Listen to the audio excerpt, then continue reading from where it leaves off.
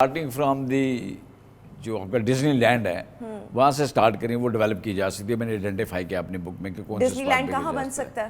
یہ اور ہمارا سے آگے جیونی کے درمیان میں پوری ہمارے پاس جو ایریا ہے وہ بہت فری ایریا ہے. تو جیونی اور گوادر کے درمیان میں بھی اس کو بلڈ کیا جاتا ہے. جوریسک پارک وہاں پہ بن سکتی ہیں. جو چھوٹے چھوٹے فیسلٹیز ہیں وہ کریٹ ہو سکتی ہیں. اس وقت وہاں پہ موٹر وے بن سکتے ہیں. روڈ لنکیجز کی ڈیولپمنٹ کی ضرورت ہے. وہاں پہ ریسٹورانٹس بنانے کی ضرورت ہے. وہاں پہ موٹلز بنانے کی ضرورت ہے. وہاں پہ فردر کلبز بنانے کی ضرورت ہے پوری کوسٹ پہ. آج اگر کوئی لاہور میں مجھے کہے کہ جی ہم نے وزٹ کرنے جانا ہے گوادر، تو میں یا ارمارا جانا ہے یا اپنے جیونی جانا ہے یا پسنی جانا ہے، تو میں وہ فیسلٹیز نہیں آپ کو بتا سکتا وہاں پہ کیا ہے، بیکاز ابھی تک وہاں پہ ڈیولپ نہیں ہوئی چیزیں. یس گوادر میں کچھ ڈیولپمنٹ ہوئی ہے اور ہمارا میں ہوئی ہے، پسنی میں ہوئی ہے، بٹ along دی کوسٹ پورے کا پورا جو 1000 کلومیٹر کا ایریا ہے اس کو زیادہ تیز کرنے کی ضرورت ہے. کیونکہ پرسنلی جب میں نے خود گوادر وزٹ کیا تو جو میں آپ کو بتا رہی ہوں کہ وہاں کا سمندر اتنا خوبصورت ہے، اور اکثر ہم پاکستان کی بیوٹی کو دیکھ کر یہ بات کرتے ہیں کہ بھئی یہ تو پاکستان لگتا ہی نہیں، حالانکہ وہ پاکستانی ہوتا ہے، بٹ ہم خود ہی اس کو کمپلیمنٹ اس انداز میں کر رہے ہوتے ہیں کہ ایٹ ون ٹائم ہم اس کو تھوڑا سا ڈیگریڈ بھی کر رہے ہوتے ہیں کہ بھئی یہ تو پاکستان لگتا ہی نہیں ہے.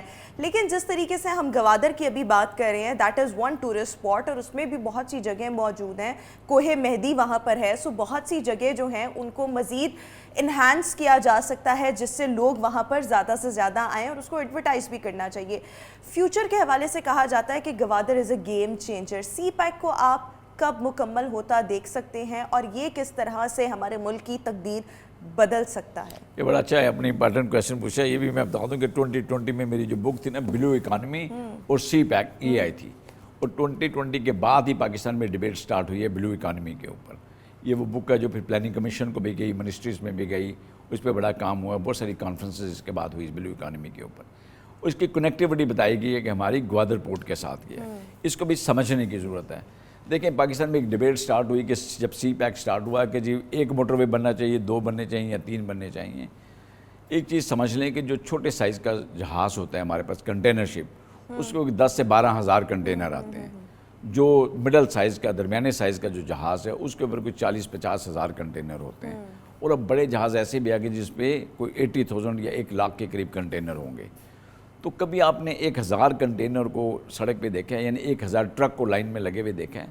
تو اگر اتنے زیادہ آپ کے پاس شپس آئیں گے اور اتنے زیادہ کنٹینر آئیں گے تو آپ کو بہت زیادہ روڈز کی ضرورت ہے. تو گوادر پورٹ کی جو کنیکٹیوٹی ہے کاشگڑھ کے ساتھ اور پھر چائنا کے ساتھ، اس کے لیے بہت ضروری ہے کہ ہمارا روڈ انفراسٹرکچر بنائیں. اس کے لیے 1 2 3 کوئی 10-12 موٹر ویز بنانے کی ضرورت ہے.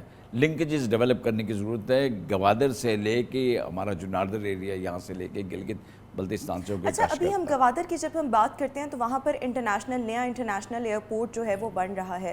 So what I personally feel کہ جب انٹرنیشنل ایئرپورٹ وہاں پر بن جائے گا، نیا انٹرنیشنل ایئرپورٹ، سو اس سے بھی بہت سے لوگ جو ہیں وہ گوادر آئیں گے. یعنی ابھی کم لوگ وہاں جاتے ہیں، ڈائریکٹ فلائٹس نہیں ہمیں ملتی، فلائٹس محدود ہیں. جب ڈائریکٹ فلائٹس چلیں گی، نیا ایئرپورٹ بنے گا، باہر سے لوگ آئیں گے، تو وہ ایک چیز جو ہے اس کی بہتری میں ایک کلیدی کردار جو ہے وہ ادا کرے گی. اچھا، اس سے آگے بڑھتے ہوئے آپ نے ایک ریسرچ سینٹر قائم کیا ہے منہاج یونیورسٹی میں، جس کے آپ خود ایک وائس چانسلر ہیں. سو اس کا پرپس کیا ہے؟ اس ریسرچ سینٹر میں کس قسم کی تحقیق ہوتی ہے اور کون لوگ یہاں پر تحقیق کر سکتے ہیں؟ دیکھیں، جو بلو اکانومی یا میریٹائم افیئرس کی اگر آپ بات کریں تو اس میں ہمارا فیلئر ہے پاکستان میں. وہ فیلئر کس لیے؟ میں 3 سیگمنٹ آف دی سوسائٹی ہے جن کو بلیم کرتا ہوں. سب سے پہلے تو میں اکیڈمیوں کو بلیم کرتا ہوں، جو یونیورسٹیز ہیں، کالجز ہیں، جس میں بچے تحقیق کرتے ہیں، ریسرچ کرتے ہیں. ہم نے اکیڈیمیا نے اپنا وہ رول ادا نہیں کیا، ہم نے ان ٹاپک پہ ریسرچ نہیں کی. دوسرا میں میڈیا کو بلیم کرتا ہوں کہ اس کی اویئرنیس جنریٹ نہیں کر سکے میڈیا والے. میں کریڈٹ دیتا ہوں آپ کو اور آپ کے ٹی وی چینل کو کہ آپ نے بلایا اور اس بڑی امپارٹنٹ بات کے اوپر آپ ڈیبیٹ کر رہے ہیں یہاں بیٹھے ہوئے. تو میرے خیال تمام ٹی وی چینلز کو چاہیے اس پہ ایک نیشنل ڈیبیٹ جنریٹ کریں میریٹائم افیئرس پہ. تیسری جو سیگمنٹ ہے وہ پالیسی میکرز ہیں. پالیسی میکرز اگر اسلام آباد میں بیٹھ کے پالیسیز بنائیں گے اور ان کی ان چیزوں کی اویئرنیس نہیں ہوگی، فزیکل آن گراؤنڈ انہوں نے نہیں دیکھا جا کے، تو پھر اس پہ بھی ایشو ہے.